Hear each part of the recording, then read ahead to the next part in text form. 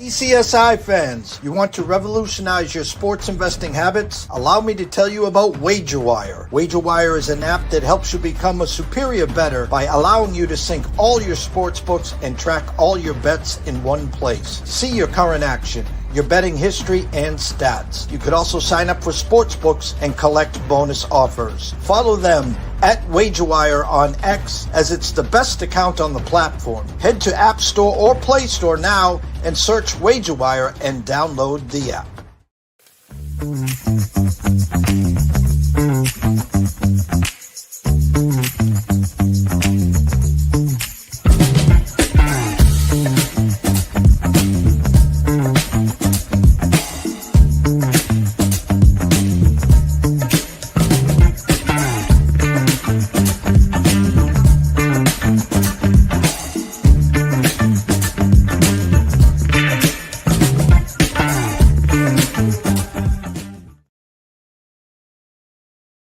Excuse me, Mr. DJ. Hey, check this out. We got a great show coming your way.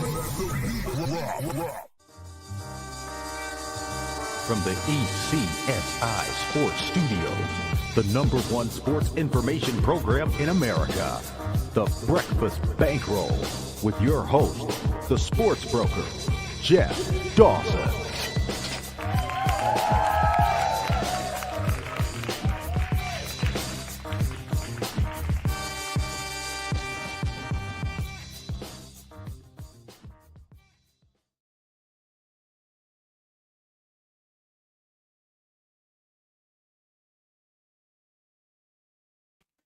Good morning, sports fans from all around the globe. I am the host, Jeff Dawson, East Coast Sports Investors. It's Tuesday, December 2nd. Happy 3rd birthday to Fenway today. I think we got a full moon or something going on. Big storm coming back east. Looks like just rain on the Cape, snow over the bridge. Further up, more accumulation, winds, yada, yada, yada. Website's not working, internet in and out. I don't know. I reached out to Scotty. That's why we're late today. We're gonna try to muscle this through, and then hopefully maybe squeeze Andrew in at 10:30. I'll have to check with that. Anyways, today's headlines: PATS continue to roll with giant win heading to the bye. I'll talk to Scotty briefly about that game and landscape, of course, of the NFL, and then we'll talk some college. I went to Game on Paper, Scotty, and it was just spinning. So again, I don't know if it was me or it was the website. I know there was issues last week. But anyways, first and foremost, shout out to our proud sponsors and partnerships. It's WagerWire. Head on over to Google Play, download the app. It is free. Travis, Zach, Guy, myself, Amber Hawley, Carol Bucks, Matthew Chappelle, Allen. The list is endless, guys. It really is. Come join the community today. Enjoy the rest of December. And then head on over to X at WagerWire. Follow them as well. Not just sports, pop culture, entertainment, big tickets, you name it, they got it. I promise you, I've been with them now for a couple of years. The best in the business. I couldn't be happier, and I hope they feel the same way as well. LandofSteaksAndSeafood.com. Terry Smith does wonders. I know you've heard of Omaha Butcher Block. This guy, product is elite. When I use the word, it is elite, and the customer service even better than the other two. Head on over to AtlantaSteaksAndSeafood.com. Enjoy what I enjoy on a daily basis. So without further ado, let's bring in Scotty. What's up, Scott? Hey, man. Yeah, it's a short week, it seems like, right? I mean, there's not a lot going on. There's not a lot of football. I mean, there's obviously NFL. And you can always talk NFL to your face is blue. But I think I think New England played pretty well last night. I do have a concern in watching them play. I know you probably watch them play a lot more than I do. They're struggling at actually scoring touchdowns. I mean, I don't know how else to say it. They bog down a lot and kick a lot of field goals, and I think that's going to be a problem in the playoffs. You gotta score 7 and we'll see how that turns out for them. But I will say that didn't surprise me the result last night. I think that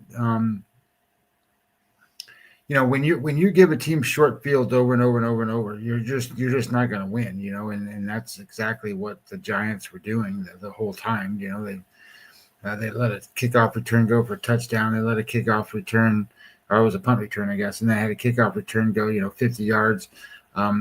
Guy fumbles the punt return that he had, or kickoff return, can't remember what, and they turn it into point. Look, like if they would have scored a touchdown right there, the game was over then. So I think they do a lot of very positive things in New England. I think that they're a very good team. But I do have a concern that they need to score touchdowns and not get bogged down in field goals. And their kicker missed one, but whatever. I mean, he's out there kicking like 5 or 6 of them last night. So, if you're going to miss one out of that many, whatever, it's all good. I knew the last piece of our card that we had to send in on Wednesday was the Giants plus 7.5 on the Westgate Superbook card. I knew we were dead before the kickoff, meaning there was not a person on the world on social media that could find a reason to take Washington on Sunday night plus the 6, plus the 6.5. Yet that one lands with 27-26 Denver in overtime. The whole world was finding ways to take the Giants. They were the huge public trendy dog of the day. You know what I was most impressed with? Here's what I was most impressed with. A team that's won 9 in a row, first of all. Second of all, staring at their bye. And lots of times teams will be flat. And I give all the credit in the world to Vrabel and that coaching staff, because the one thing this team was not yesterday was flat. And it just, with the hitting, and we know Vrabel has always been that hard, rugged, really in your face, wants that. You want to cross the middle, Ronnie Lott style. Okay, come cross the middle and see what happens. Just ask Jackson Dart when he didn't get out of bounds, and man, did he get smoked. And as you said, you can't travel on the road against a team that's won 9 in a row, give up a special teams touchdown, the kickoff or return, a touchdown. You can't botch a field goal. Koo would never step on the field again. That was Charlie Brown. And someone sent the tweet, I've been watching games for 50 years. I've never seen a Charlie Brown like that. I've seen butt fumbles. I've seen everything that you can. I've never seen Charlie Brown out there kicking the field. I mean, Koo is, a couple of years ago, led the NFL in scoring in Atlanta. He couldn't miss. And this is before the K-balls and everything. And then he starts getting between the ears, Shankopotamus, and now he's bounced around. He would have had to walk home. I'm telling you, he would have had to walk. Hey, Coop, go fly the coop. You're gone. But, now the rubber hits the road. I've said all along for weeks, this team's going to end up 13-4. They're going to come out of the bye, and I'm going to play a game with you that I played with a colleague. They host Buffalo in 2 weeks, and then they travel to Baltimore. So I already have my 2 lines in my head. I'm going to give it to you right now. New England hosts Buffalo in 2 weeks. What's the opening line? I'm going to tell you Buffalo's the favorite. I know you're going to tell me New England's the favorite, but I would make Buffalo the favorite in that game. And I would make Baltimore the favorite in the game, and then they're going to be the favorite in the last 2.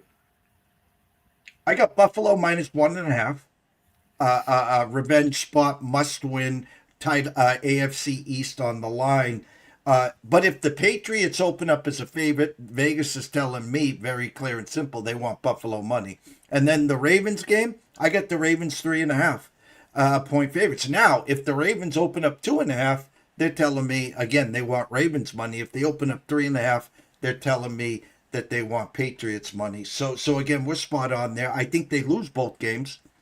And then they go to the Jets, they win, and then they host Miami and win. They post at 13-4, Is it enough for the number one seed? We'll see there. But again, we're spot on there. Not a lot to talk about as Well, here's one thing that is a concern, and I thought it was framed very well yesterday. So everybody knows who Warren Sharp is for the most part. If you don't, he's just a guy that goes out and does data crunching like no other when it comes to putting all kinds of goofy stuff together. Now I don't know if he's got he's billed as somebody that really does well, but I don't know that he really does. But he's got good data. So one of the things that he put out yesterday was quarterbacks that the Patriots have played in 2025. And then he lists them by name. But that's not really what I'm looking at. What I'm looking at is the chart and the graph that he put down. And the chart and the graph that he put down is extremely vivid in regards to what it looks like, the advantage that New England has had.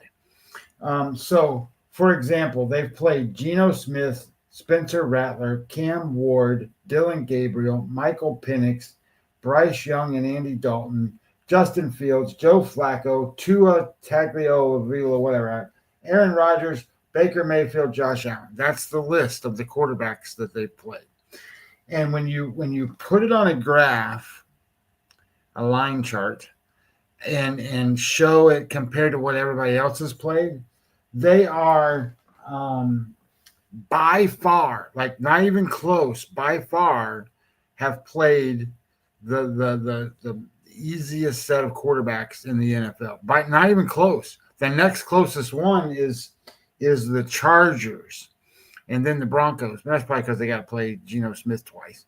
But the point being is that this thing's going to get a little trickier for them, not necessarily the last two games, the next two games, and then when they make it to the playoffs.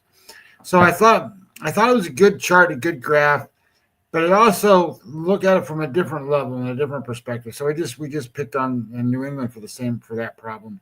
But on the vice versa perspective, look at it from who's played the best quarterbacks in the league, and that's been Tampa Bay, number one. Then the Saints, the Giants, the Cardinals, the Eagles, the Vikings, and then the Redskins. Well, not the Redskins, but the Commanders. So I think when you start to look at some of these teams, it is important to understand there is underlying value or non-value depending upon what you see. In college football, the strength of schedule is extremely important because you play a lot of these pansies and you can rally up numbers and data and stats, and you got to balance that.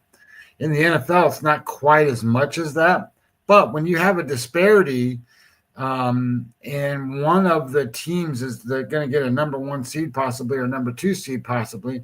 I'm not telling you that they're fraudulent, but I am going to say that you got to watch for what Vegas sets numbers at, because I think they're going to balance that. And if you're out there going, why does it make any sense to me? Because they're the number one seed. There's a reason. So just be careful of that. And the other side of that, I think, is also possibly true. Obviously, it depends on they're going to be playing great quarterbacks in the playoffs. Well, for the most part. So I think a team like Tampa, they played the number one schedule of quarterbacks, so they're going to be used to some of the stuff that they're going to see, and they might be undervalued. So I think when you look at some of these things, there's got to be a little balanced approach. I thought it was a pretty good tweet. I thought it was a great tweet actually, because it showed some, and now they can put Jackson Dart on that list of quarterbacks that they've played, and I think that matters, especially when, in the NFL. Hey, there's CJ's talking about PATS going to the Super Bowl, brother. So I think when you are really looking at some of these things this way, I think that you really have to be more balanced in the approach to not get caught up in certain fundamentals when you're betting. So anyway, food for thought. I lived through 2 decades of Pats Nation, the most arrogant SOBs in the world. What I really did enjoy, was it Bill or was it Tom? You know, the chicken and the egg, um, and the comedy is both needed each other. So I'm not a Pats homer, obviously, in this business, and what I will do is I will say a couple things about what Warren sent out and just the overall makeup of my feeling right now towards the Patriots. The positives. Oh, first, from the easiest schedule since 1970. I'm not knocking that at all. Two signature wins, two. At Buffalo, at Tampa. They're undefeated on the road. What Vrabel has done with this team, they started September 2-2. They got fortunate when A-Chain stepped out of bounds, and they also should have beat Pittsburgh. I think they had 5 turnovers there, so they washed each other out. But what Vrabel has done since September is instilled confidence in a team, and we know that's a big thing in the NFL. So that, hence the winning streak that they're on right now. Now, if you look at the Bears, they're the number 1 seed, but I think you only get like plus 270 for them not to make the playoffs. You look at the Patriots, and you say they face 2 real quarterbacks, Mayfield and Josh Allen. And the next 2 weeks after the bye, they're going to face Josh Allen again and Lamar Jackson. So my point here is, I don't expect, hey, you win the division, great. If Buffalo passes you, fine. If you get the 1 seed, great. If you end up with the 4th seed, that's all well and good. My point is, this is a year of rebuild, and what he has done in such a short time is amazing. Now you're going to get Pats Nation here thinking that, again, this is, 2003, where they're going to come in and, shock the world. I'll just tell everyone, if Denver gets the number 1 seed, guys, and I don't think they're playing great. I think Bo Nix has taken a step back. But ask Pats Nation, hey, CJ, in the history of New England, how many wins in the playoffs do the Patriots have in Denver? If you want to Google it, you can. But the answer is 0. 0. And Tom Brady 0-3 in the Peyton Manning era. Or 0-2, and then they lost prior to that as well. So my point is,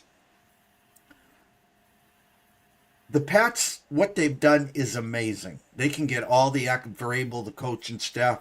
They're building something for the next handful of years. They got the quarterback. They got the coach. Now, does Josh McDaniels fly the coop again and be the stupidest move in this world?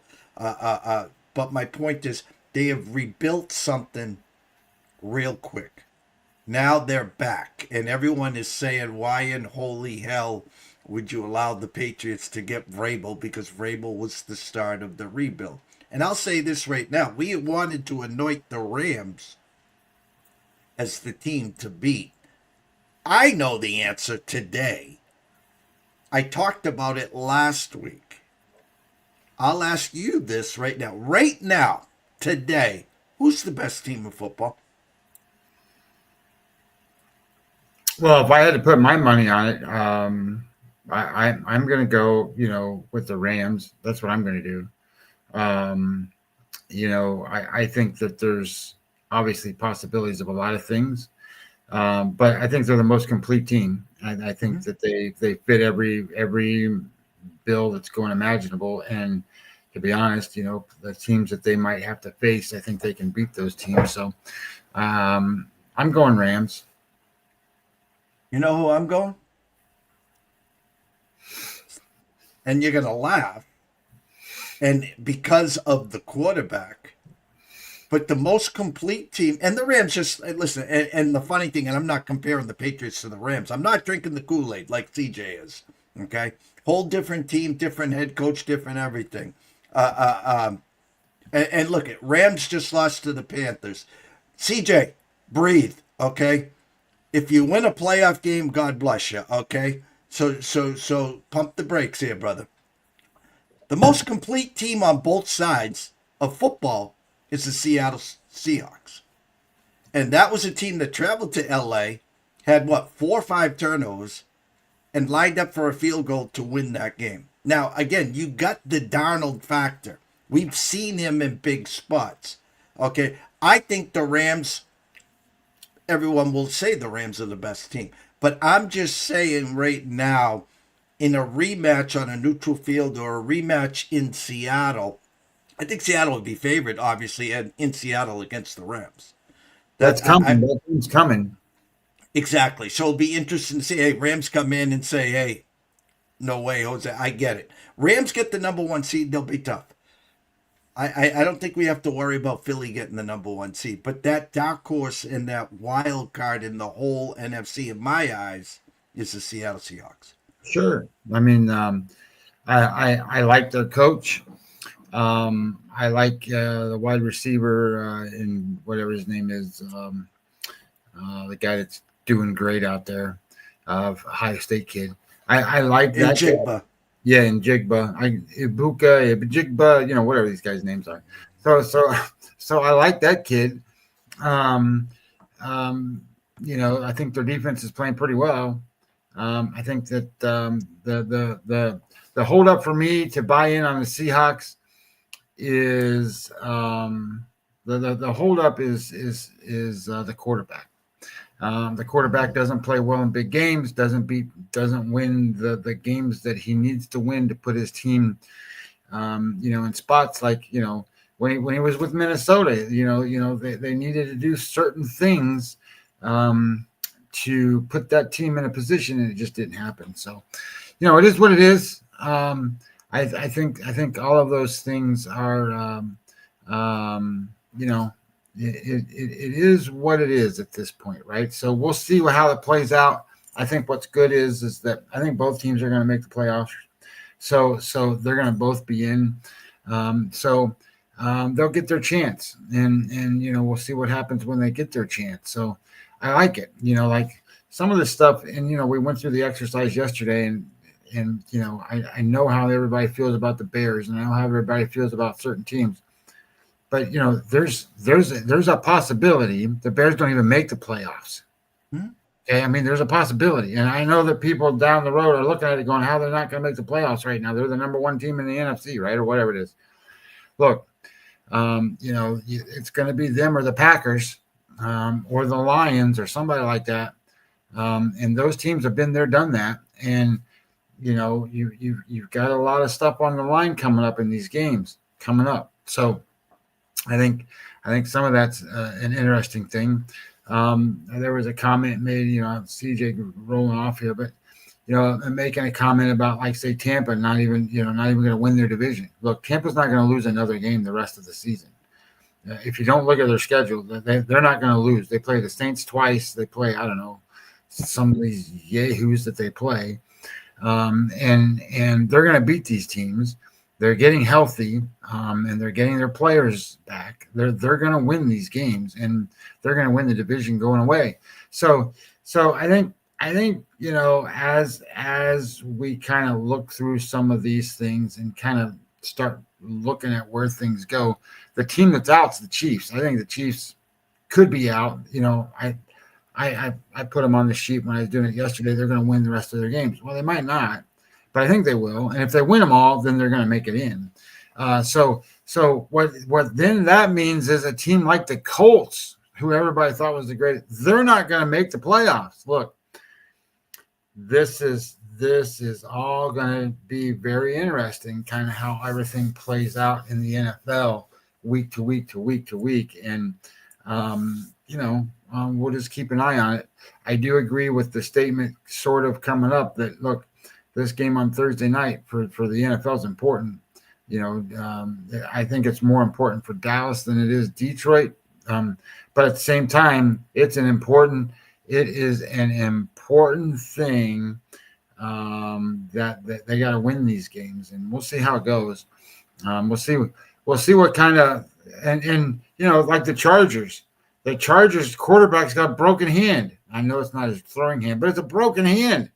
So what does that mean? I mean, I don't have them making the playoffs now, but I think that, some of that stuff can really get interesting, and injuries are going to matter. And, what happens down the stretch, like how good are the Bengals now that they have Joe Burrow back? Well, I don't know the answer to that. They just went and beat Baltimore in Baltimore, and Baltimore, 7-point favorites in that game. If they can beat teams like that, then they're going to be dangerous down the road, depending on who they play. They could be a big spoiler for some of that stuff. So I think the NFL is going to be an interesting, thing coming down to the wire, and how it plays out in the end. And I think it's going to dramatically change. Like, I think Houston's going to make the playoffs. So those kinds of things, are going to make things a little different here. So we'll see. I think the Colts are the ones that are out. But anyway, we'll see what happens. And it's kind of comical. I'll just close the NFL segment here with NFL stands for not for long. We all know that. And I laugh because how everyone is wired. Dallas sucks, Bears suck, Panthers suck. Panthers have 7 wins this year, guys. 7 wins. So, it's hard to swallow that.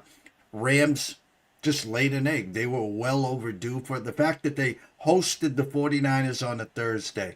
Then they traveled to San Fran on a Thursday and beat them. Then they come back on Sunday and they beat Seattle in that war. Then the following Sunday, they beat Tampa in that war. So my point is, then they travel cross country to Carolina, and as the NFL does best, 9.5-point favorites. Every 3-team tease, every money line tease, every 2-team tease started with the Rams. There's no way they can lose that game. Well, Stafford has one of those days, 2 picks, one a pick six, a fumble, driving to tie or win the game, and the game's over. That's the NFL in a nutshell. And so much can change. I mean, you talked about Thursday's game. It's a playoff game. It's Dallas traveling to the Lions. And yet, remember, Dallas doesn't play as well on the road as they do at home. So no, but they have been playing better. Their defense has been playing better. I think if I remember correctly, their last road game, if I remember, was on that Thursday or Sunday or Monday. I think it was a Monday at Vegas, which is against no one. But my point here is what really surprised me is Vegas opened up this number, Lions -3.5, and this team is leaking so much oil. And they have no St. Brown now. Here comes this fired up Dallas team who now, because of the tie, is in that playoff run and potentially still could steal the NFC East. And then you talked about the Chiefs. You talked about the Texans. Well, guess what, guys? The Chiefs host the Texans this week. And opening line was Kansas City -5.5. It's now bet down to 3. But Vegas isn't stupid. We had Houston winning in the Colts. Now, as Andy Reid said, tickling the tonsils or whatever the hell he was saying, they know now. And you don't just flip the switch. We know that. But it's the NFL. It's Patrick Mahomes. So, again, as you talked about the Patriots' struggle in the red zone, that was Mahomes and Kansas City's real problem last year. They could go 20-20 with the best of them. And kick field goals. This year, their wide receivers are not getting open. So the pocket collapses, and then every throw that Mahomes is making is, on the run somewhere. So big game there. Will be interesting. Back in the day, they'd be 9.5-point favorites against the Texans. So very, very excited to see that there. So we talked a lot of NFL here. We're not going to bore anything else. Is it me or is the game on paper just spinning? I think it's you. I have it up. You have it up. All right. So what we're going to do, Scotty, is Your choice. Just pick one game. Do what you do best for this week, championship week, and break it down, and then we'll call it a day till Thursday. Well, and looking at these games for, like the best way to do this probably is, hey, you got games on Friday, you got games on Saturday. I did it three ways, right? I said, okay, let me break down all the games on Friday. Let me break down all the games on Saturday. Give me I started working on a bet card for Friday. I worked on a bet card for Saturday, and then I kind of combined the two to say, hey, give me, the best bet of all these games. Well, just to give you a heads up, the best bet of all these games, if I can get to the right page, the best bet of all these games that came out was Indiana, Ohio State under 48.5. That's what kind of came out of the AI model that I used. I'm not gonna. I think we break that game down. Maybe more on a Thursday or whatever. So in terms of the best bet for like tomorrow or Friday, one of the games is, I think, out of play right now. The original game was James Madison minus 20 or whatever it was. It's up to 20.5 or 21. Now it's up to 23. So I think that's a game that I don't think you want to try to stick your nose into. We missed the value unless you were going to bet it at that number. And then so we're talking about, if you look at Kennesaw State and Jacksonville State, they play on Friday, and this is a rematch game. They've already played. So Kennesaw State and Jacksonville State has already played. And what's interesting to note here, let me go back to that game. Oops, on the wrong card thing. Go back up here to Kennesaw State because they're the first game, I think. So Kennesaw State got beat by Jacksonville State. Hey, look, you got it up. I got two monitors and the laptop and the engine, and they fight each other because one is it's not a Mac, it's a Microsoft, so they want me to use Bing, and my monitors I use Google or whatever, Google Chrome. So they fight each other. So one's got internet and one doesn't. So I had to switch, but we're up. So in the earlier game, the final score was Jacksonville State 35-26. However, Kennesaw State had 620 yards of offense in that game. Jacksonville State had 451, and Kennesaw State was -4 in turnovers.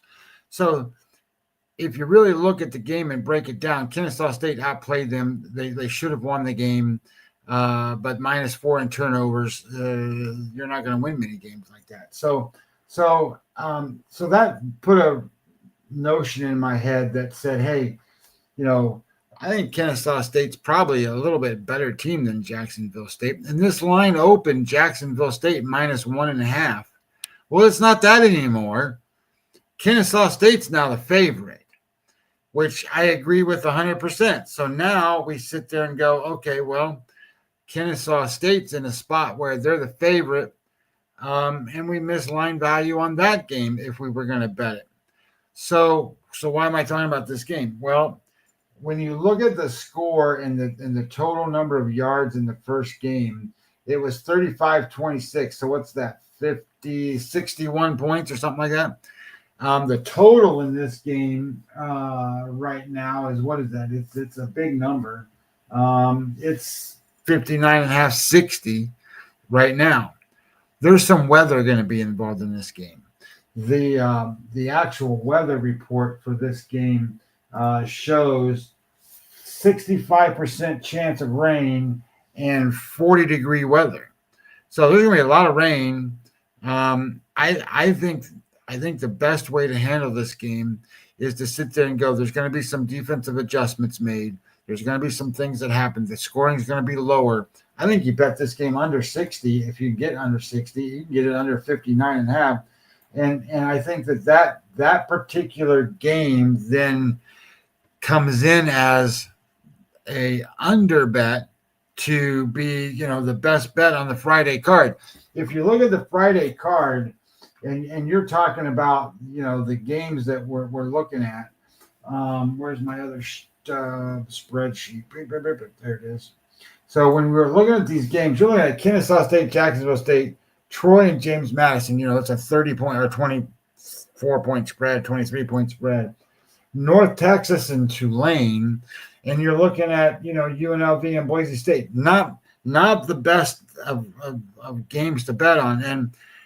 And one of the things I'm always going to preach to everyone is when you're betting small conferences, be very careful because they're not. This isn't Alabama, Georgia, where it's way more predictable. These are crazy games, and they can be any way you go. So, the game also the best. Shouldn't say best. The biggest game in terms of player talent is Boise State and UNLV. Now, how this got to be these two games, I don't know. San Diego State and New Mexico.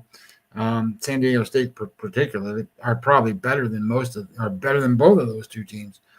San Diego State beat Boise State. Well, these two teams played earlier too, and Boise State won that game 56-31. I mean, just destroyed UNLV. Now Boise State's got a quarterback problem. I forget what his name is, Culfer or something like that. That's the kid playing now. Madsen is coming back. Madsen may or may not be available. If Madsen's available, then they get their quarterback back. So I think that game is also one of those where I don't think that the line's 3.5. Remember, Boise State's defense is halfway decent. UNLV's defense is terrible. UNLV plays all offense, and they don't play defense. So it's an interesting matchup. But it's at Boise State. That makes it tougher to play. I think the Friday games are just, kind of hard to deal with. I think unders are the better way to go in most of those games. It's going to be cold, like really cold in that Boise State game. And you never know about, whether you get wind and stuff. But it's not supposed to be snowing, but it's supposed to be in the 20s. And, I don't know how UNLV is going to handle that. So I think that really does put an edge to what Boise State's used to, but they're both big. UNLV can run the football, so we'll see how that goes. So I'm going to not really do a lot for the Friday bets, but I do like that Ohio State under 48.5. I think Ohio State's an explosive offense. I think Indiana can be an explosive, but I think both of them have great defenses. I was very surprised at the betting number at 5.5 is now 4.5. I think if it hits 4, I'm taking Ohio State -4. I know that people are betting because they want that plus money or plus on Indiana. Ohio State's the AI comes out, it's 27-20 Ohio State. I like Virginia against Duke in that game. I haven't bet it yet, but it's starting to creep up. It's 3.5 instead of 3. I do like Georgia to beat Alabama this time, and that's kind of a tough one because, Georgia doesn't beat Alabama very often, or at least Kirby Smart doesn't beat Alabama. But Alabama's just been lucky to win a lot of these games that they've been playing. And then BYU and Texas Tech, BYU's got some issues now in terms of their head coach is being rumored to go to Penn State. So I don't know if that's real or not real or what the scenario is there, but it's 13 points. They didn't play well against Texas Tech before. I don't know what how different they are to be able to match up and do anything different against Texas Tech now. That game was 29-7. So they were -2 in turnovers. So you got to kind of read that in. But and this game's in Jerry World, so AT&T. So anyway, I think there's better matchups on Saturday. What I would tell everybody is you don't have to bet all these games. You don't. You don't have to bet just because it's a championship game or whatever. You don't have to bet them. I do think the Kennesaw State, Jacksonville State under 60 is a pretty good bet, especially with the weather the way it's going to be. And, I like the Ohio State game under the 48.5. I think those are two pretty good bets. And then we'll look at the rest of it as it kind of unfolds. I don't think there's a lot of value on Friday's card, to be honest. So I think there is on Saturday. I talked about Virginia against Duke and, those kind of spots. They're more predictable, more things you can do. Duke's barely holding on. I think Alabama's barely holding on. I think Georgia's going to be a good play. Got to watch that number. That number's up to 2.5. If it, you lose value if it hits 3. Myself and Scotty will be back on Thursday. We'll break down the Detroit-Dallas game, maybe some in-pocket plays. As Scotty says, it's championship week. Just because they're on TV doesn't mean we need to wager or invest in them. Big day on Saturday. Really intrigued. Ohio State, Indiana. It's an exhibition game. Winner gets to hold the Big Ten trophy. Loser drops down. I mean, if Indiana shocks the world, they get the number 1 seed. Unless there's a absolute... Actually, no. Ohio State's 1. So if they lose, they drop to 2 or 3, depending upon what rest happens there. If Indiana gets blown out, they drop from 2 to 3 or maybe 4. I still think they'll end up with the bye, the first round bye there. The real intriguing one, obviously, in my eyes, is Alabama and Georgia, because that opened at a pick'em at Circa. And to me, Jeffrey Benson in the world was looking for Georgia money, and they got it. It's up to 2.5. If Alabama loses, they will have 3 losses now. And the funny thing is, a team should not be penalized for playing in their championship game. So what will the committee do there? And lastly, about the committee, the chicken and the egg, the Texases, the BYUs. Obviously, if BYU wins, they're in, and Texas Tech is still in. So there could be some turmoil there. The winner of the ACC game obviously is in. But where I was going with this is, if the committee doesn't want the drama before, during, or after these games, they put both Miami and Notre Dame in, and they screw the world with the rest of them. In other words, yes, we know Miami beat Notre Dame. I would shocked if somehow, some way Notre Dame didn't get in. They're in my eyes. Now the problem is, how do you get Miami in there if Notre Dame's in? So again, it's a popsicle headache, guys. Let the games play out. Let the committee come on the following Tuesday or Monday, whenever they decide to come on, and say, here's the top 12, here's the brackets, let's have some fun. I'd like to, if it was me, I would like to see Miami, Notre Dame in, and take Oklahoma and Alabama out. I think if you were to match them all up, Notre Dame and Miami would be favored over both of those other 2 teams if they played them. And I think those other 2 teams, especially Oklahoma on offense, they don't deserve to be there. And I think that, I shouldn't say it that way. They beat some good teams, so it shouldn't be that way. But Alabama on the other side has just been lucky as hell. And that's all part of it. You can be lucky and get in. But that if you really want to go and tell you we want the 12 best teams, well, the 12 best teams include Notre Dame and Miami, and don't include Oklahoma and Alabama. So that would be my thought, and how I would like to see it happen. Of course, you're going to have, the ACC people, they're going to have one of their teams in, and they might not be in the top 12 either, and probably aren't. And I don't know, Tulane or North Texas, if that's who they're going to put in. They're going to be 20-point underdogs to whoever they play. James Madison's probably better than both of those 2 teams. If you put James Madison on against either one of those 2 teams, James Madison's probably the favorite. So I think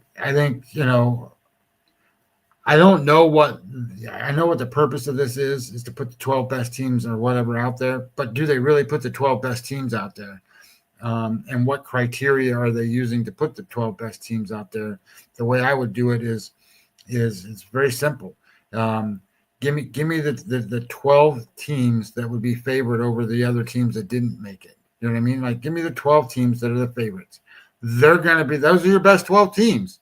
Because on the line's telling you they're the better team.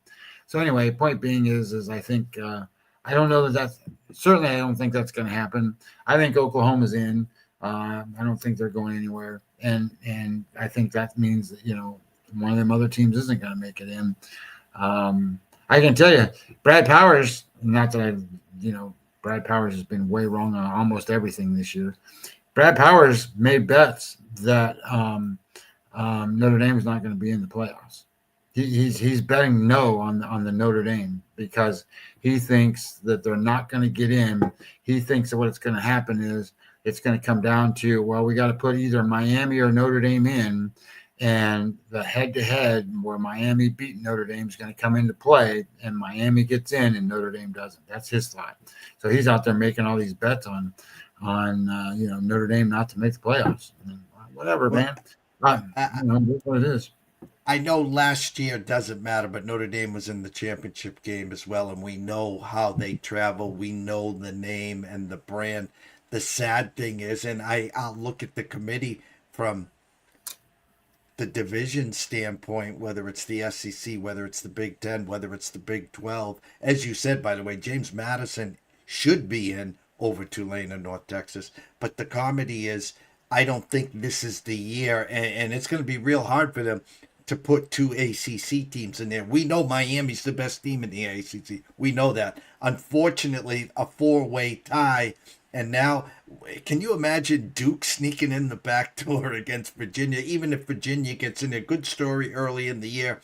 But my point is, again, if they had their way, hey, hold the trophy, you won the regular season, but we're putting Miami in over you guys, but it doesn't work that way. So anyways, me and Scotty will be back on Thursday, 9:15, 9 o'clock. We'll give or take. Same on Friday. I'm going to try to get Andrew McGinnis in here in 6 minutes. Shout out to CJ. Shout out to PB. Shout out to Mr. Lucky in Japan. Bonsai, or whatever we say over there. Dr. Lance and everyone else. So for myself, Jeff Dawson, the EC Sports Investor, the one and only Mr. Scotty Webb at Webby20 MLB. We wish everyone a blessed day. Enjoy yourself locally, guys. Over the bridge, little snow on the way. Over on the island of Cape Cod, rain, winds, whatever. So stay tuned. 5 minutes, Andrew McGinnis. We'll be right back.